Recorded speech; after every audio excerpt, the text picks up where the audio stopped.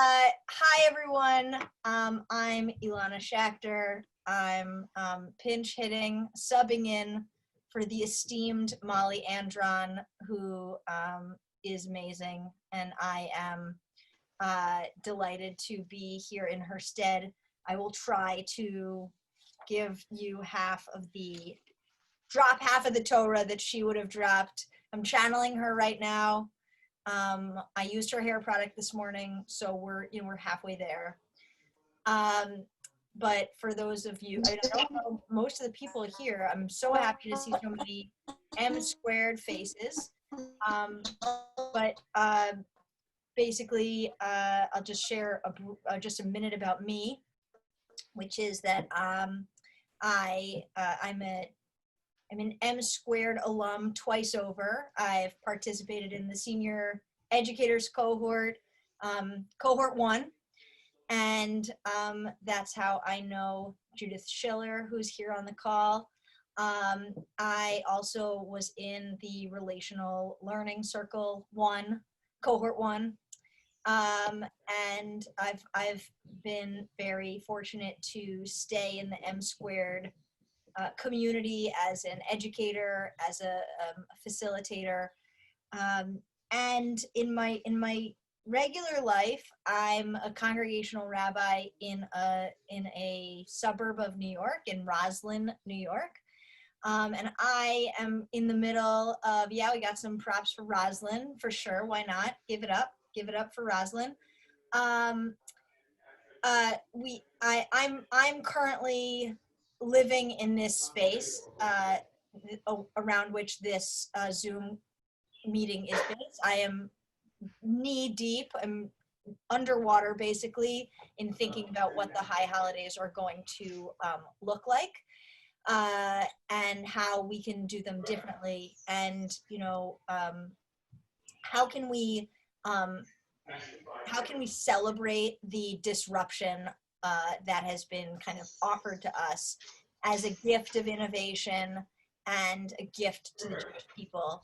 And so we're going to spend the next 50 minutes really utilizing each other's strengths and ideas to explore that question. Can everybody hear me? Can you hear me okay? Okay. Thank you for that thumbs up. Yeah, if I ask a question, you can just thumbs up, that's great. I'm delighted to be here with all of you, and I just wanted to say I'm in it with you. I'm facilitating, but I'm also living this. If I were to move my, you would see over here all of the chaos that is my own high holiday at home planning. And I'm just excited to be in this space with all of you. I think the more voices, kind of the more power and strength we will have to do amazing things this year, and to plant seeds that can grow in years to come. Yes. Okay, great. Now I'm going to stick to the script. I did my, my own little soapbox. Now I'm coming back down. So we're calling this a brain trust. Msquared offers a lot of amazing opportunities for learning, for expertise, for kind of seminars, lectures, which I hope that you've been taking advantage of in the past month. They're amazing. This is less of that format and more of a space where we can celebrate each other's ideas and use each other to bounce ideas off of, and to strengthen and deepen the ideas that we've had. So we have a kind of a protocol for how we're going to do this. We're going to spend some time together. We're going to be in a big group. Then we're going to be in small groups, which will be really more like working groups. And I hope that it's generative for you and inspiring for you. I'm really excited. I'm going to put up now, I'm going to share my screen with you. We're going to look at a quotation, and we will just talk about it for a minute. So just a few minutes of Torah, of Msquared Torah. Here we go. Wait, just kidding. One sec.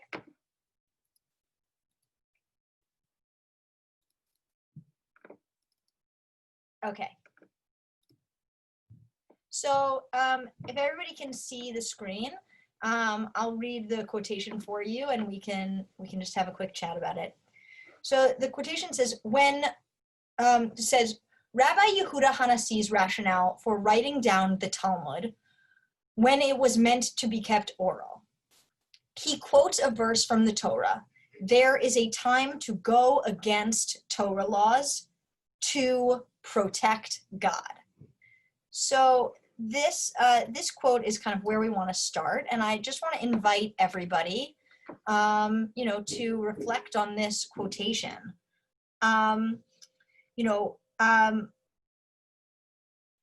When Yehuda Hanassi was writing down oral law, people were upset about that. It had only ever been an oral law and not something that should be codified by being written down. And they felt outraged. This disruption was something really negative for the Jewish people. And so in response, he offered this quote, right? Meaning that sometimes you need to defy the usual way of doing things in order to sustain your life, in order to preserve the essence, the ikar of your identity. The question is really, how do you ensure that the strongest elements of your foundation can stay? When you're making a change, how can you ensure that these elements can stay? So let's just take a minute. Any thoughts on this quotation? Anything you want to bring into this conversation? You could raise your hand, or you could react with a hand raise.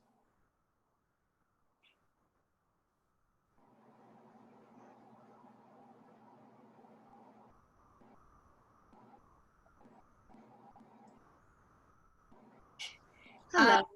I can add. Great. Thanks, Nicole.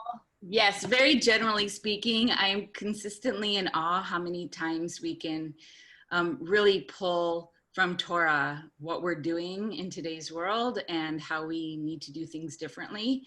Where, of course, we're always looking for ways to keep Torah relevant, but who would have thought, like in pandemic times, Torah is truly still a place we can look to see what we can do the same or what we can do differently. So it's an overall statement.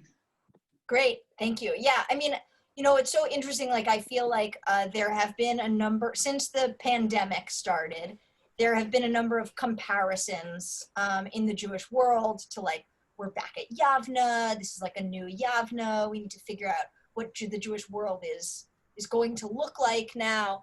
And, while I think that that's, I think that that sentiment is being brought into the space in a really important way, which is embracing a kind of innovation that can help ensure the continuity of Judaism.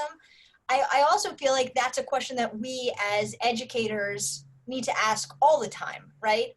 We need to ask these questions about how can we shift or disrupt or innovate in order to preserve what is essential to our community all the time, not just when there's a pandemic, right? One of the things that Molly would say if she were here is that, when Yehuda was writing down the Torah, the Talmud, when he was kind of codifying the oral law, as you know, he didn't write this down in a linear way, right? He could have structured the oral law very differently. And one of the folklore around this is that he did so in order to ensure that the conversation was centered around the teacher-student relationship, that it stayed strong, and that it could lead to continued co-creation, right? So that one of the essential elements that we're trying to embody as we think about our own work is that core element between teacher-student relationship, between learning from what has been passed down to us and also owning our own Torah, and engaging in this ongoing process of co-creation.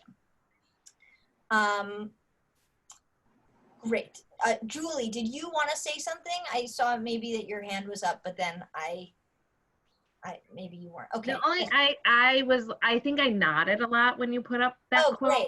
because Yeah. I just felt that it was like similar to what Nicole said, like using, like, it's so amazing that like it's written already, like that we have to, try new things and be disruptive, and how appropriate it is for this time. But Great. I mean, and the other thing I would say is, that the writing down of oral Torah was a choice, right?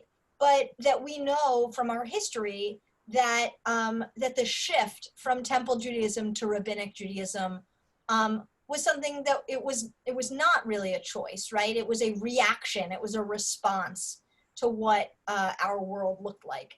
And so, in that way too, we can kind of see ourselves in that narrative.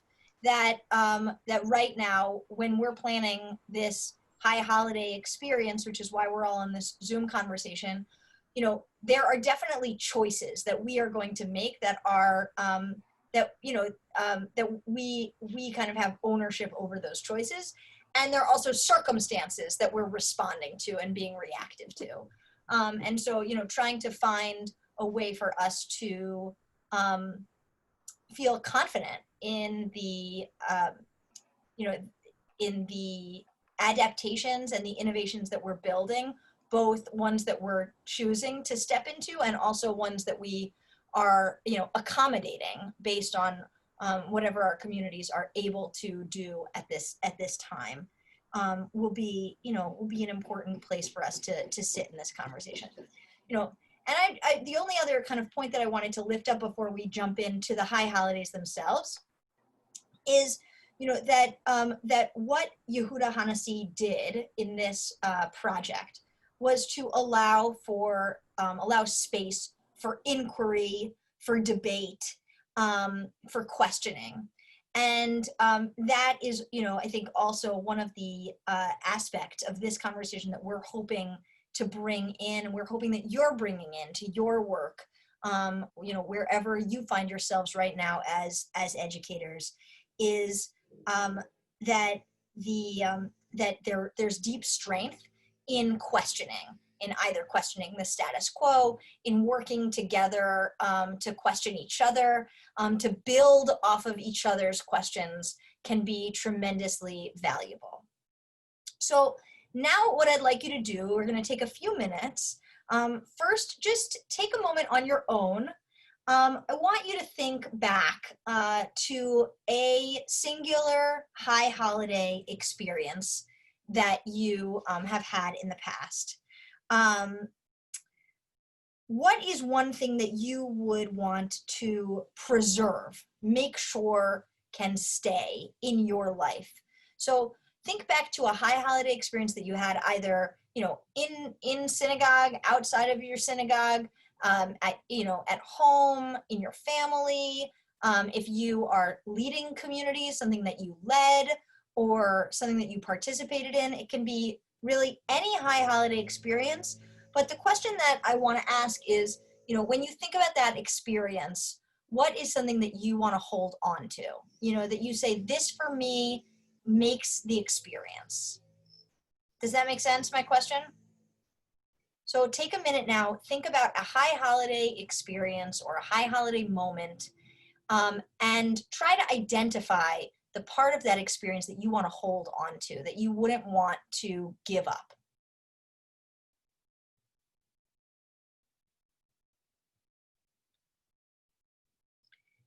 And while you're thinking about that, try to crystallize it in a way that you could write it down in a sentence.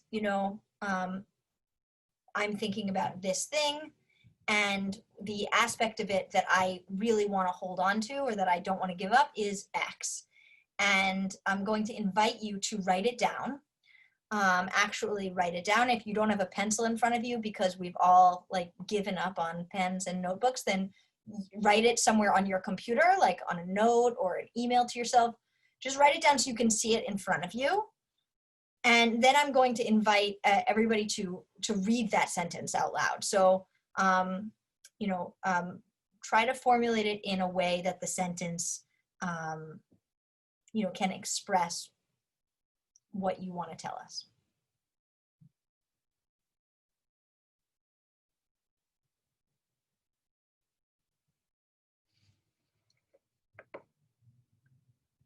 I'm actually wondering if everybody has access to the chat feature, right?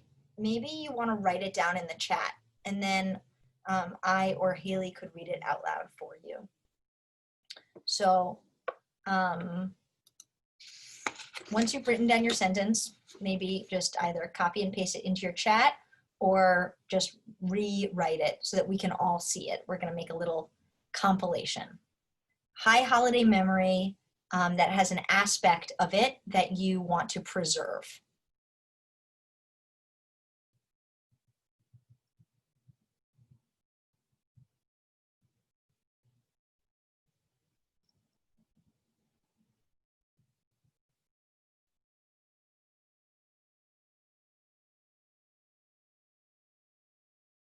Okay, great. So I'm reading through these. They're beautiful. I'm gonna ask questions and I'm gonna invite you to unmute yourself and respond to them so that we can really hear from you. Anthony, hello. Hello. Hi. So I love this. You want to preserve the palpable sense of presence of God as King. Is there like a memory or a moment that you're thinking about from your own life that you want to, share your holiday experience was this, and that's where you felt that palpable sense? Primarily being in yeshiva opposite the Kotel. And that was when I had some of my formative experiences, as an 18-year-old and subsequent years as well. So that sort of established it. And then each year, those memories carry me and I try to connect to what I experienced so powerfully then. Beautiful. Okay, so Anthony has memories of being in front of the Kotel, being in Yerushalayim, and having a palpable sense of God as King. And so if we were going to kind of frame that in this conversation, that's one aspect, one core element of the high holiday experience that he doesn't want to give up, right? Great. Okay, Nicole, you are writing about your service leadership with your song leader. Is there a specific moment that you remember that you want to share about that? I'm more reflecting on what we're heading towards, which is not age appropriate. And I'm concerned that, because of Zoom and technology, that we are losing the togetherness, the movement, the skits, the experience that we had together. That I guess to see the young kids, 2nd through 7th graders, just wholeheartedly, intentionally, with such kavanah, be a part of this service, and I'm worried that that's what we're losing. Okay, great. That's great. So I want to just reframe a little bit that it sounds like there's like a kind of a spiritual energy that you were able to create in person and you don't want to give that up, right? So, okay, great. So everybody's starting to get the game now, right? So this is we're trying to get to the essence, that essential thing that we don't want to give up, even though the game is changing, right? The setting is changing. Being in joyful community with others in the beautiful outdoors. Amy Meltzer, where were you? I was in my own backyard because I used to have, when my kids were in elementary school, I would have a 2nd day potluck lunch in the afternoon in our backyard. And it was just full of a lot of families who were at the day school, but not that observant and wouldn't necessarily do anything on the 2nd day otherwise, but they all came and just played in the backyard. And some people had gone to shul, some hadn't. Okay, great. So, I love that because it's about being together and about bringing, community building, outside of the box community building. But if you were going to highlight something that you don't want to give up, it's really this idea of being outside together, right? The beautiful outdoors, right? So, okay, great. And also, of course, right, this community element, which we're going to come back to, right? How do you build community with a different toolbox? Wonderful. Julie Blair. I am thinking about the music and the way singing brings us all together at one as one. Can you share one memory or moment that you experienced that? I think every service that we've done, and our rabbi purposely puts everything up on a big screen so everyone can sing together. And I think it's so important that we're all together, and it doesn't matter what your voice is, and everyone is singing, and we hear each other, and we grab hands, we grab arms, we give hugs, and Great. that's tremendous, and it's going to be missed. Great. Okay, so, I mean, music, togetherness, kind of this idea of a musical community, right? A singing community, beautiful. Jill Kahn, is there a specific moment that you want to share where you had this deep feeling of community? I think it's just gone through my entire life, like remembering as a little girl walking with my parents and sitting with my grandparents, and then with my own children who are now grown, and the specialness of the time. Mm-hmm. And I guess my worry is, how does it stay special? Great. Great. Yeah. So that's, I think, I love that. I thank you for sharing that, because I think we all can relate on some level to that sense memory, right? Of how you've experienced the high holidays at different parts in your life as a child, as an adult, right? And you have these sense memories of walking to the synagogue, or, who you were holding hands with, who you were sitting next to. And how it always kind of may have felt to you like a special time, that there was some sacred time, a distinction happening. So how do we lift up that distinction? And I think what's powerful to me about your story is that those memories are with you forever, right? They're in your kishkas. So I think that's really valuable to hold on to that. Okay. The sounds of voices intermingling in the air in prayer. So Devra, thank you for sharing that. That sounds, I love that. I think music is going to be a theme, right? That there's like a sense memory around music. Is there a specific memory you want to share? No, all those memories just kind of gel together, but there is always this one beautiful moment during the holidays when everyone's singing together, and you can almost see the music notes in the air. Like there's this combo of an oral and visual experience that happens for me. Great. Beautiful. For that. Okay, great. Beautiful. I love that visual. That's really powerful. Melinda, hello.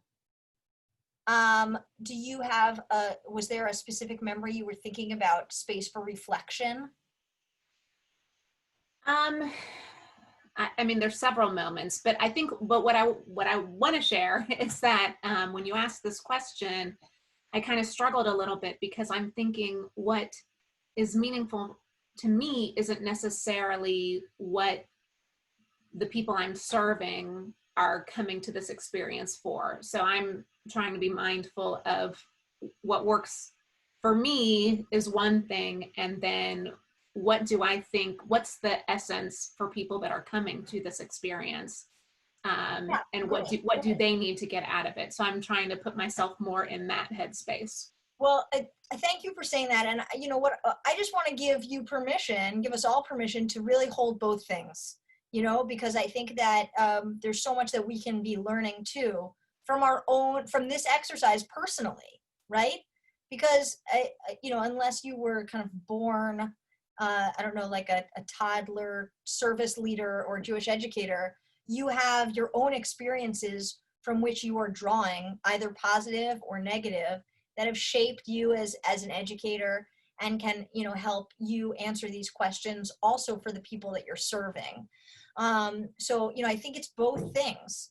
It's important to tap into things that you don't want to give up, and also to think about what might be critical for your communities. I know that at least in the synagogue world, there have been like a lot of surveys that have gone out, people trying to tap into their communities and say, what are the answers to these questions? But, I think that your own answer also has tremendous value here, because, because of all of these answers already that we're seeing, there are so many personal connections with these holidays. So I'm looking at the time. I want to do, a few more of these. They're so beautiful. Does anybody really want to share one kind of specific memory and what they're not willing to give up, who hasn't yet had a chance to, and they can just raise their hand?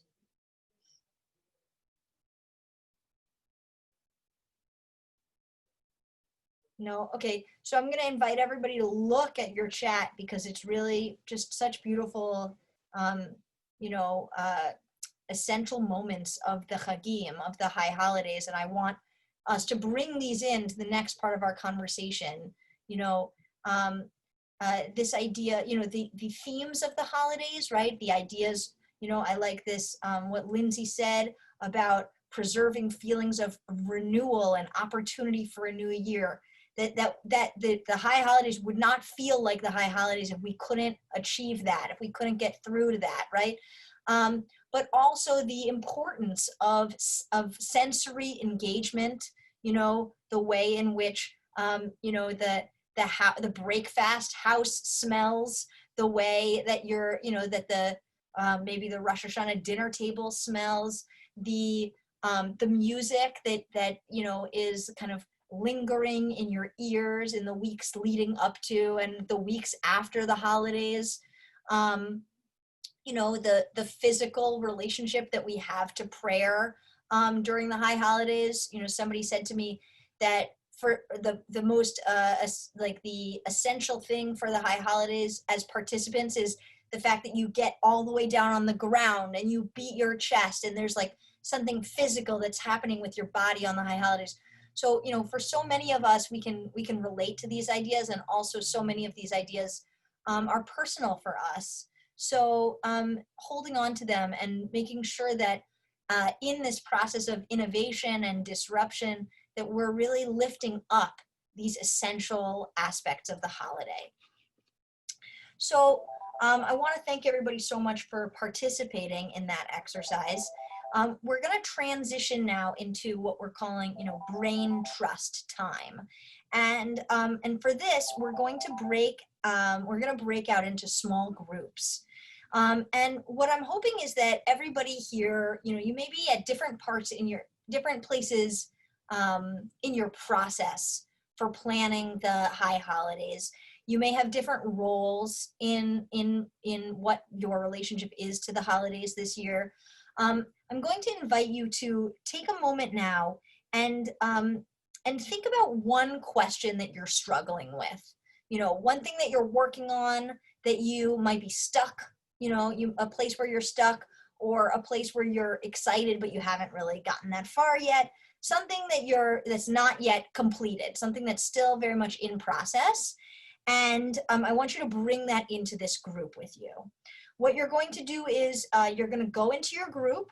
You're going to have a chance to share just very briefly a little bit about your context, what your role will be in terms of this high holiday season, whether you're doing programmatic stuff or pastoral things or whatever it is. Just orient your group to you, and then share this one thing that you are struggling with, or that you're stuck on, or that you're in process with. And the group is going to, we're going to follow a protocol, which I will share with you. Haley, I'm not sure, when they're in the breakout groups, can they see the share screen? Or would it make sense? No, I don't think so, but we'll put it in the chat, and then, yeah. We invite you to follow this protocol. It's pretty simple protocol. I'm sure it's nothing that you guys can't handle since you're all Msquared pros. But basically, one person is going to introduce their idea to you. Another person or the rest of the group can ask clarifying questions. The first person will get to answer those questions and also ask a specific question, the part that I would like help with is X, so that your work together, we don't have very much time, your work will be very focused on a specific question. And then your group will help you. They'll brainstorm, they'll make suggestions, and then you'll have a chance to reflect on those suggestions. So a pretty simple protocol for sharing your ideas. I'm sure I'm seeing like some nods. You're like, yeah, I get it. Let's move on. Great, we're gonna do it. Haley is gonna break you up into groups, and in the chat, we're going to post this protocol in a formal way. Like I said, are there any quick questions about this process before we jump in? Okay, so enjoy your groups, and we'll see you in about 20 minutes or so. Give me just 1 minute. Okay. I just added the slides to the chat. It's in Keynote format, so I'm hoping if your computer prompts you to open it in PowerPoint or whatever, you should be able to do that. Can someone give me let me know if you can open it just by like a show of thumbs or nods. I see a few people can open it, which is great. I mean, Okay. You don't need more than one person per group to have it. Correct. So, and you can also wing it a little bit. We trust you guys, you're pros. But just here's the actual text. There you go. I'd invite somebody to be a timekeeper, because it would be wonderful to get everybody to have a chance to share. We'll come back soon. Thank you, everyone.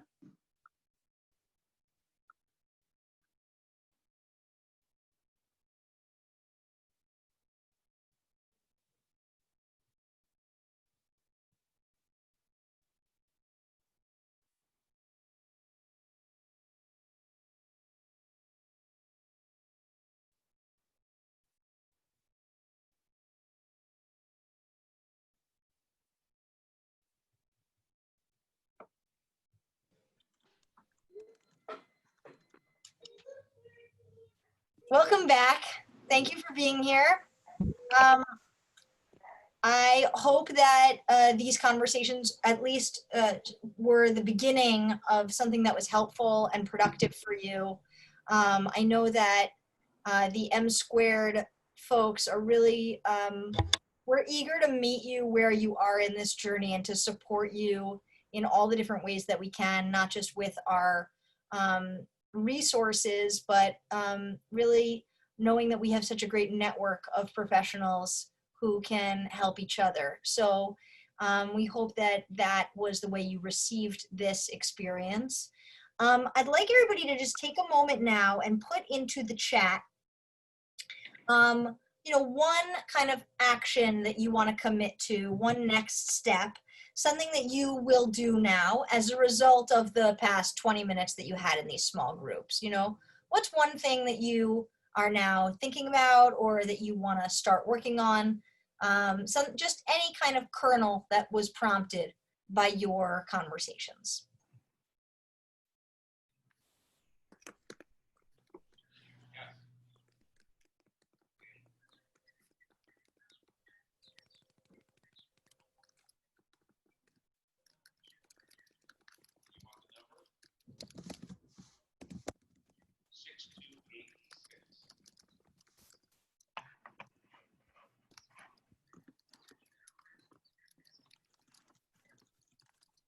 Great. These are great. Thank you so much for adding these. These are awesome.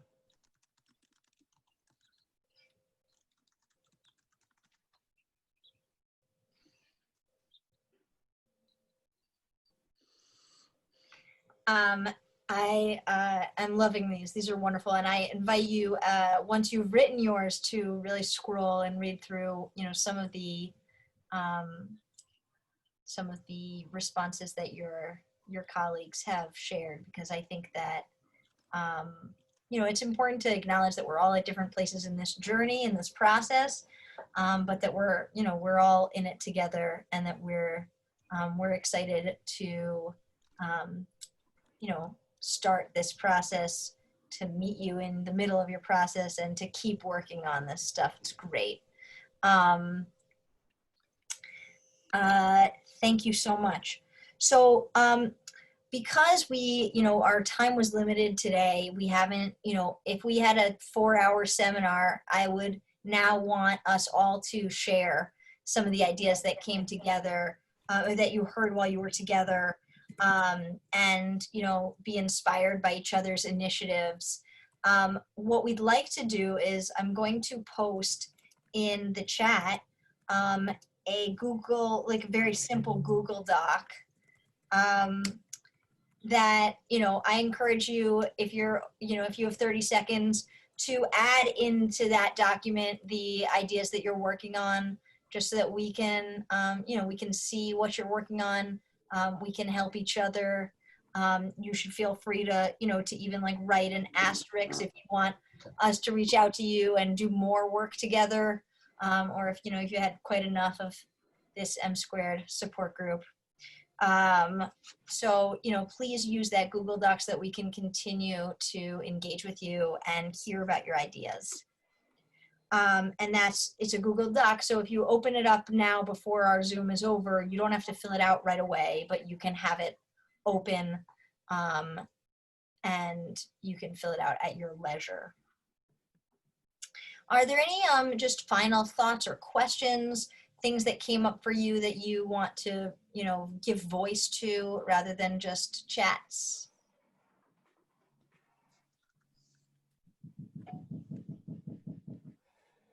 No? Feeling talked out? No problem. So I want to wrap today with a short bracha, a little blessing.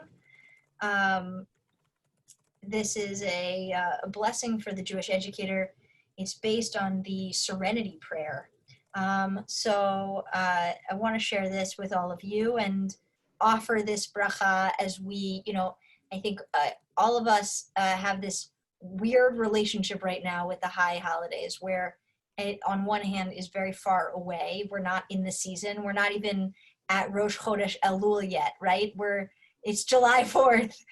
But at the same time, there's one whole part of ourselves is already 2 months into the future. And so I think that, it's my hope that you can see that really as a blessing of spending time in this reflective space longer than everyone else. So here's my bracha to you.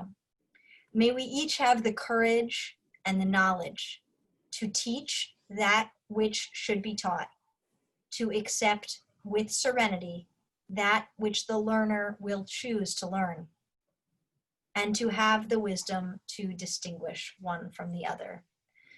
So I wish you all a really great journey as you plan these incredible high holidays, the best ones of all times. Please don't hesitate to reach out to Msquared as you continue on these journeys. We're so happy to be in conversation with you and in partnership with you, and to learn from each one of you. So I wish you all a great week, and thanks all for being here.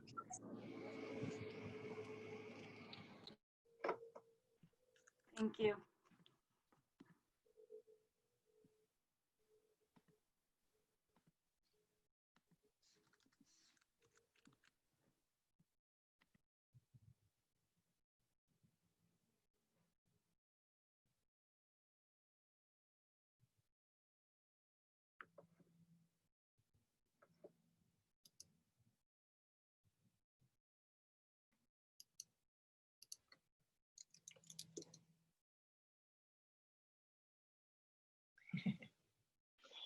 All right.